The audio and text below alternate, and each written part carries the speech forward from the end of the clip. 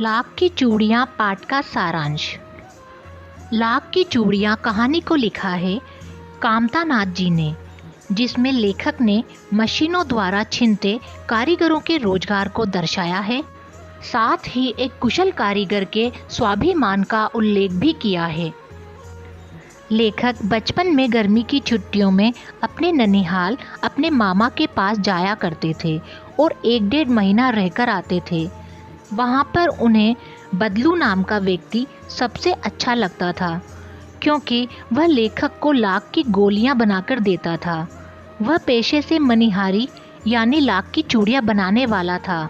वह लाख की सुंदर सुंदर चूड़ियाँ बनाया करता था। बदलू का मकान गांव में कुछ ऊंचाई पर था, जिसके सामने नीम का एक पेड़ था। उसी की बगल में बनी भट्टी पर बदलू लाख पिघलाया करता था और लाख को मंगेरियों पर चढ़ाकर उन्हें चूड़ियों का आकार देता था। लेखक अन्य बच्चों की तरह उसे बदलू काका कहते थे।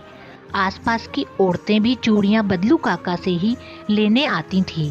हालांकि वह चूड़ियों के बदले पैसे ना लेकर अनाज लिया करता था, परंतु शादी ब्याह के मौके पर वह चूड़ियों का मुंह मांगा दाम भी लेता था। वह स्वभाव से बड़ा ही सीधा साधा था।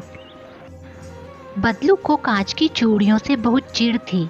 वह किसी महिला की कलाई पर कांच की चूड़ियाँ देखकर गुस्सा हो जाता था।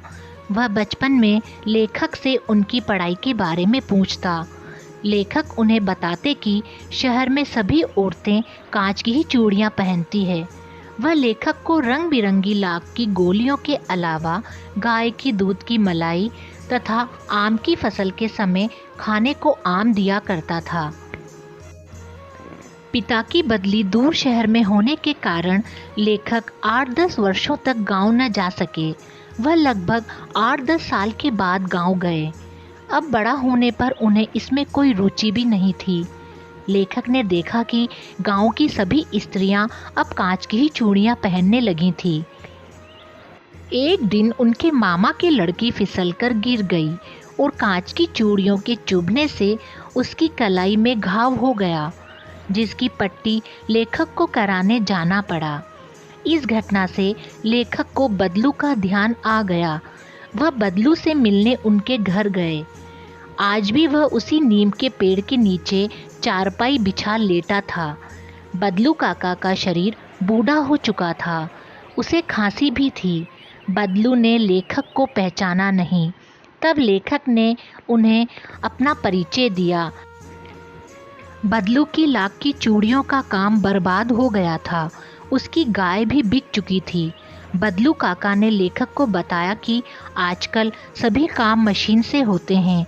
मशीनी कांच की चूड़ियाँ लाख की चूड़ियों से अधिक सुंदर होती हैं। इसी बीच बदलू की बेटी रज्जो डलिया में आम ले आई। लेखक की दृष्टि रज्जो की कलाई पर सुंदर लग रही लाख की चूड़ियों पर गई। यह देख बदलू ने लेखक को बताया यही उसके द्वारा बनाया गया आखिरी जोड़ा है, जिसे उसने जमींदार की लड़की के विवाह के लिए बनाया था। जमींदार इस जोड़े के 10 आने दे रहा था। इस दाम पर बदलू ने उसे चूड़ियों का जोड़ा नहीं दिया और शहर से लाने को कह दिया। बदलू की इस बात में लेखक ने उसका स्वाभिमान देखा। लाख की चूड़ियाँ पाठ में आए कठिन शब्दों के अर्थ। चाव, चाह, रुचि या तीव्र इच्छा।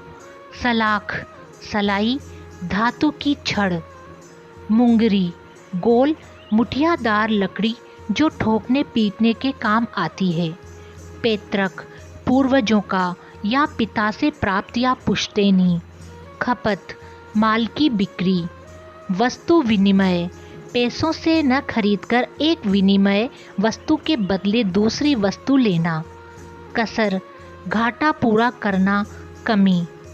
नाजुक, कोमल। पगड़ी, सिर पर लपेटकर बांधा जाने वाला लंबा कपड़ा या पाग। मरहम पट्टी, जख्म का इलाज, घाव पर दवा लगाकर पट्टी बांधना। मचिया, बैठने के उपयोग में आने वाली सूतली आदि से बनी छोटी खाट। मुखातिब, देखकर बात करना। डलिया, बांस का बना एक छोटा पात्र। फबना, सजना या शोभा देना।